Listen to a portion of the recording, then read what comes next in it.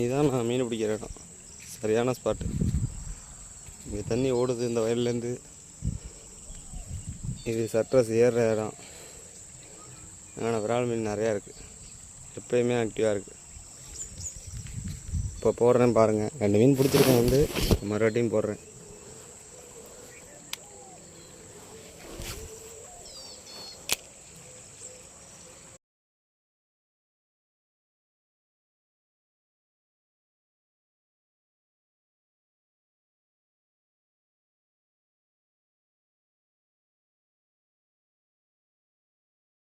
இதான் நண்பர்களே, நான் மீன் பிடிக்க வந்த இடம். பார்த்துக்கிடுங்க. நான் வந்திருக்கேன். பார்ப்போம் எப்படி மீன் அட்டாக் பண்ணது. இந்த மாதிரி அடிக்குதுன்னு.